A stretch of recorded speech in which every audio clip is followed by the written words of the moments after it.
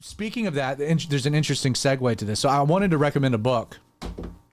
The name of the book is A Tale of Three Kings. And the reason I'm recommending this is that where we are in our travels through the Harmony of Histories is we're looking at, so the anointing has been removed from Saul, but he's still king. David has received the anointing. He's not king. That's a bit of an awkward dynamic. Why does David have to surrender himself under the kingship of Saul for as long as he does? And the idea, and spoiler, as where we're going with our study, is that sometimes we have to submit to the Sauls in our lives so that the Saul in us is removed. And so, like Gene Edwards, it's a study in brokenness. So it's basically a play, is the way it's written. The first act is all it's Saul and David, and then as a result, the second half is then David and Absalom. Because there's the famous scene where David is in the back of the cave. Saul comes in, and the men are like, "Hey, we can end this now. You can take the throne." And David's like, "No, I'm not," because God's in control, and when God wants to remove Saul, he can remove Saul, and until then, he's the Lord's anointed, and I have to submit under him, even though he's throwing spears and he wants to kill me. And then what's interesting is then the parallel is later in his life, David is faced with the same decision. Does he hunt down his son Absalom?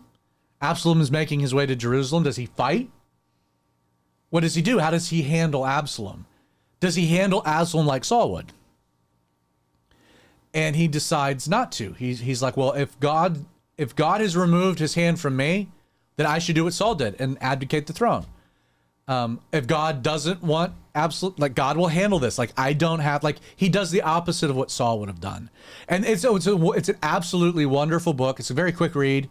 It's like 100 pages, give or take. Yeah, 100 pages or less. Very easy to read, quick read. Again, A Tale of Three Kings. So this book, if you listen to any Calvary Chapel guy, on 1 Samuel 18, 19, 20, this section of scripture, which I've been doing recently because I'm teaching through it, every single guy will quote this book. David Guzik quotes this book. Joe Focht quotes this book. Damian Kyle quotes this book. Sandy Adams quotes this book. Ken Graves quotes it. Literally John Corson. Every single person I've listened to in this section will quote this book. My mom, when I was in high school, bought it for me and recommended I read it. So I did. And this was my copy, and I've had it ever since. I highlight it, different highlighter every time I read it. And just recently reread it. But I asked my mom the other day, I said, this, Gene Edwards is not a Calvary Chapel guy. He's actually kind of an obscure author, lived in Florida. How did this become, a staple within Calvary Chapel circles? Did Chuck have him speak at, an early conference? Was this required reading in some of the Bible colleges back in the day? Where did this come from? And my mom was like, I have no idea. Is that the same guy that a few episodes back you were talking about, a guy that wrote a play on totally different book? Totally different book. Just wrote in kind of play format. Yeah, there's another book that I reviewed was specifically about Saul. Yeah, the tragedy of Saul, and that guy's totally obscure. You can't find anything about him. But different authors. This totally different guy. In fact, he's written a few other books. Never even knew. I ordered them. This is the only thing I've ever read of him or have encountered anybody else. I talked to my mom. I was like, do you know he has other books? She's like, I have no idea. So I asked her, I was like, where's the connection? Did he know Chuck back in the day? How is this such a staple thing? My mom texted me last night and she said, by the way, your dad read that book because of the recommendation of Gail Irwin. And so at least within my family, we were exposed to this book because Gail told my dad he needed to read a copy of it. and then my mom did, and then I did, and whatnot. So this kind of a fun. I was going to do this review anyway. Had no idea that there was a connection back to Gail Irwin, but highly recommend A Tale of Three Kings, especially Calvary 316 folks. With what we're going to be going through, this is. I mean, I would highly recommend reading this. Miss Karen, I had recommended her read it, and she has been sending me quotes. When I first saw it, I thought it was a book on Christmas, and I could only think of one other book that was written, about Christmas that kind of dealt with that kind of same thing, written by a famous person, a famous author as well. Yeah, you can find it on Amazon. It's called An Amazon Christmas. Is that the name of the book? It is. Who's it written by? It's written by Jessica Adams and Emily Norris. Emily Norris. And Emily Norris, yeah. So that Amazon Christmas. That almost fits in. It talks about two different Three Kings kind of. Yeah, really. I mean, almost identical stories. Yeah, truth be told. So, Vinny, bail him out here. Bail him out. I'm gonna need a bucket. Yeah, a bucket. I've been doing this for like 2-3 years now. Yeah, now it's been solid. It's been really difficult for me to work this into every episode. All right, so let's segue. We got a whole bunch to talk about tonight.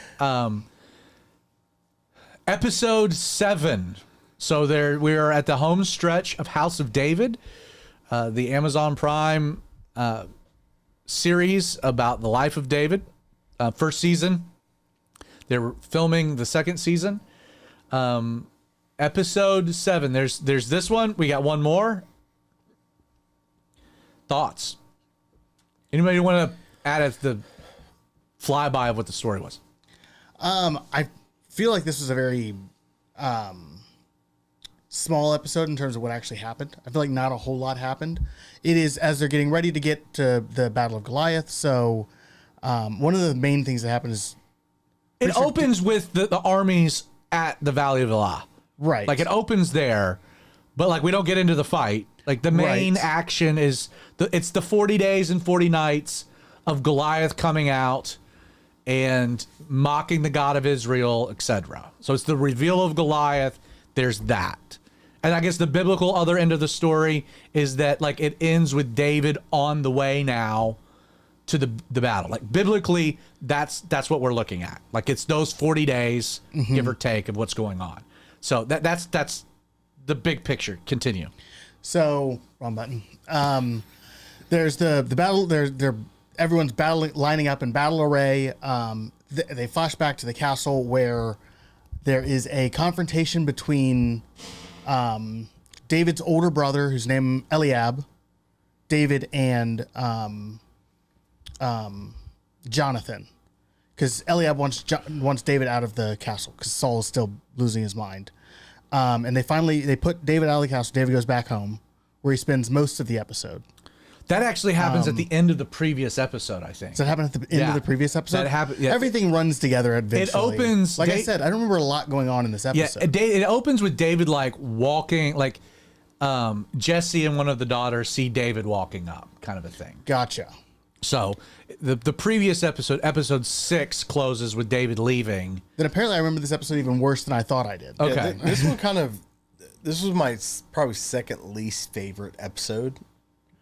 I would agree. But I don't think it was necessary. I was all excited for it because I was like, yes, this is going to be the one where he fights Goliath. Right. And I like stayed glued to it the entire time and it didn't happen. But I don't see it completely necessary, but it was kind of, because in the Bible you just see that Jesse sends David to his brothers. Right. They added the Samuel thing. And this kind of added a deeper context to that, being like David's dad finally realizing what he was called to, and then sending him off to be like, okay, whatever happens to the glory of God. Okay, I guess. Let's take one step back to give the episode, because I agree with everything you guys are saying. Like it was a slow episode, kind of maybe weaker than some of the others, but I think it was very necessary. And I say that because of this. I've seen the last episode. So like you're going to go from episode 6, which was Baller with Goliath, and then you're going to go to 8, which is like the conclusion of all of this. Like you got to have it'd be like some of the Game of Thrones episodes where like you got to move people to places. Right, you need a little bit of breathing room. Like you need the ability to like, because you just go to the next episode, people are in places. Right. that No, makes sense. 1000%. It'll be nice when we can go back and binge watch it. Well, I think that's Because it's Yeah, the, let Spice get it's the being then- patient part that's hard. You know, it's Right. like, oh, I thought he was going to fight Goliath this episode. So then I feel like what Creighton said, it's like, man, I just got strung along. You know, and then you're anticipating. So once they all come out and, man, once season 12's done. Right. Well, I think that's the difficult part as a Christian or even somebody that's Jewish that knows the story, Right. And they start watching this, so they already know the beginning and they know the end, Yes. And then you build up this anticipation of what the episode's supposed Yeah. in your mind. What the Yeah, like this has episode- got to be this the has one gotta where he be fights Goliath. and It's then all it just built up. Episode extends 6. it. Here we Yeah. go. Rock to the forehead. How is it going to play out? And then Right. you don't get to watch, and you're like, And I think that's Oh, where man. I think that's where I was. Yeah. This is like I was ready for the fight. yeah, and I even cheated. Like I refused to cheat all the way through, and I was stuck in a hotel room that week, and so I was like, Yeah. let's watch 7. Like I really want to see Goliath go down, and Right. it didn't happen. But I mean, aside from that, it has to play out the way it has to play out, Yeah. and it's very well done. And when we can go back and binge watch it, we're gonna love episode 7. To me it's a parallel episode to episode 2. So episode 2 required backstory development because 1 was awesome, 3 was awesome, but you had to get like you needed an episode to get to 3 from 1. I feel very similar in the sense that like to get from Goliath episode 6 to the conclude like the climax of the story episode 8, you needed this episode. The one thing about it though that and this is just it's par for the course, but it's the danger of it is like it then does necessitate them writing a bunch of non-biblical things into the narration because there's just not enough biblical information. Like you go from chapter 16 to chapter 17 in 1 Samuel and David is on a cart going to the battle. Like there's like we're flying through things. And so like, you know, the Saul's mental faculties falling apart and the daughters wanting to get to the battlefield and then Samuel coming and Jesse. And then there's the whole storyline of like the commander of the Lord's armies, these visions he's having. Again, cool backstory with Joshua, fun, but just again, not biblical at all. I totally forgot about the commander of the Lord's armies with the river where the With the guy's standing river. there in the full armor. Yeah. Completely forgot about that. Do you think that was Totally for lack of a better term, Christophany? Well, yeah, Aspect no. of it? Well, yeah, but it just didn't happen with David. Right, Right. But the one with Joshua is definitely. Do you, Yeah. do you think that's what they're going for? Because that or what they're hinting at? I think they were totally hinting at that. Totally hinting at that. But the problem is that it just isn't relevant to the story of David. Like it's not it didn't happen. Nor did Samuel come to convince Jesse to let David go, to let him rise, because these were the final words of his mother, which was a bizarre. all of the mother stuff I don't like. Bizarre. I find it really. I don't like it. I will say this about the mother thing. And one way they softened it a little to give them some credit, but then they still stayed on a trajectory I don't like. So they softened it because Jesse tells David, like we learn that his first wife, the mother of all the other sons, died. So he took another wife. So the problem with that, and then he doubles down on that she was not Jewish, an enemy of the people of Israel, which is just bullocks. Like I don't get that at all.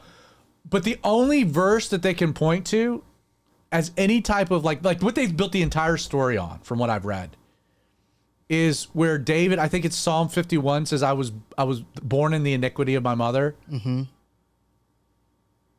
But now they like there was not the iniquity of his mother. Right, because it was a lawful marriage. Because it was a lawful not marriage. A fornication. It wasn't fornication. So again, I just that whole thing is just a total unforced error. It's a scar on the show, in my opinion. I'll be honest. It's a scar on the show. Everything else has been great, but that to me is just the one element where it's like, I hate it because we've been watching last 2 weeks with spring break. We've been watching this with the boys. So Quincy and Theo, we've been watching. We just finished episode 7 last night, and you know, and I mean, to have to say, like, I mean, we have to have these conversations after every episode, what's biblical and what's not. Flip side to it, I love to have those conversations. Like that's what makes this worthwhile. There's enough biblical in it that is good, but you embrace those conversations. And you've been doing the same thing with your girls, right, Vinny? Yep. Which is the way to do it. And my sons have totally, it's interesting, like the highs that we experience, same highs, the lows, same lows. Like they've kind of ridden the same wave, which I think is interesting. There was another unforced error, and it took watching it the second time for me to pick up on it, and I was like, wait a second, and I rewound it, and we watched it again, and I was like, Jessica, did you pick up on that? And she goes, no. So I did it a third time, and she was like, that's an error. So there's the scene where David and Samuel are sitting out at the campfire, and David's playing music for him, and they're talking about, you know, life stuff. And, you know, David, you know, talks about his mother and his mother's influence in his life, which prompts Samuel to talk about, his mother, you know, who, you know, came and, you know, like that's gave Samuel to Eli the priest. But he makes the comment, he goes, she would come and worship God and pour herself out at the temple, and they would even think that she was drunk. But they said temple. Samuel, Not tabernacle. the temple doesn't exist yet. Right. There is no temple. There's the tabernacle, but there isn't a temple. And they very specifically use the word temple. Samuel uses the word temple, and it's like, yeah, like that doesn't come into this story at all. Like it's David's son that builds a temple. So that, you know, again, the more you deviate from the biblical narrative, the more opportunities for these type of mistakes to be made. So I would just hope that, you know, and again, the second season, I mean, there's room for creative license. I Just think got to be careful. I think one of the issues they're going to have with the second season, and I'm interested to see how they deal with it, is they have built up this like Goliath is David's time to take like his rightful place is whatever, like where Samuel says let him rise, or David says when he goes to fight the lion, he ends that episode by saying I'm done waiting. It's like they're gonna have to second, third, fourth seasons are gonna be him doing a lot of waiting and trying not to get killed by Saul. And I wonder how they're going to handle that tonal shift from the show building up David as being like ready to take on the world to now being in this subservient, like submissive role where he has to not. One of my favorites. Jon Snow being sent to the wall. One of my basically. favorite time periods in the Bible is that portion where David is waiting, like in the cave, or right after where David's hiding out in the field and Jonathan's shooting the arrows, kind of thing. Like those are some of my favorite, for lack of a better term, stories in the Bible. The recorded history of those aspects of it. Those are some of my favorite scenes in the Bible overall. So let me ask you guys a little Bible trivia. How long from David and Goliath does David become king? Like how many years pass? Probably 3 to 5 years. Okay, so we got 3 to 5. You want to take a stab? I feel like it's like 20 years or something. I feel like it's a while. So we got 20 years with Pope C. Just want to throw out a number? I'll say 10 to be in the middle. It's 10. So, Way to go. So we know according to 2 Samuel that David was 30 when he became king. Gotcha. And he's not old enough to be in the army quite yet. So he's probably 18, 19 years old with David and Goliath. So there's a decade that passes, roughly. So, you know, and you look at chapter 18 and how much time does it cover? it could cover a couple of years. Well, I mean, even Like there's a lot. My point is there's a lot. There's a decade they got to cover before he's king. So there's a lot of tension. There's a lot of story, and there's going to be a lot of creative license to color in between the lines. Some they just need to be very careful in how they do it. Well, even chapter 17, which you covered on this past Sunday, Yeah. could cover a couple years. What, 18? Yeah. Yeah. Was it 18? It was 18. 18. Yeah, I mean, just the For sure. David becoming the captain of the thousands and going out and doing what he did with, For sure. And then when he so- finally, he's told that he's going to marry the oldest daughter, and then that time comes and goes, and then she's getting, there's so much that's there. They just need to be very. I have no problem. Like, again, if I were writing this show, you're gonna go Origins to Goliath season 1. You're gonna go Goliath to like the final episode of the second season. David is now on the run. Season 3 is David on the run.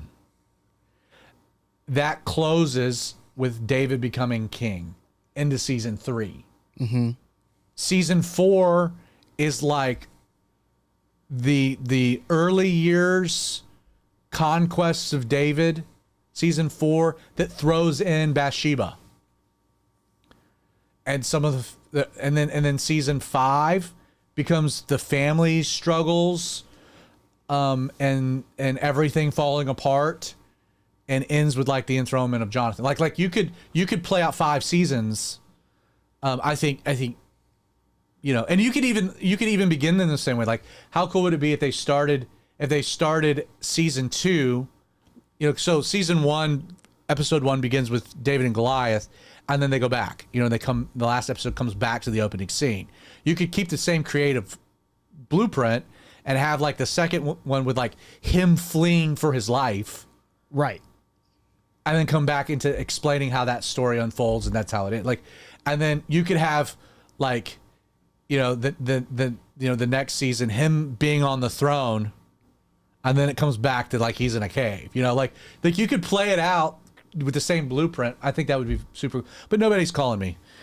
So if you'd like to reach out, if you want some great ideas, popecreighton@gmail.com is the easiest way, or my X handle, which is @Zach_Adams, which Creighton could have put all that stuff up. Yeah.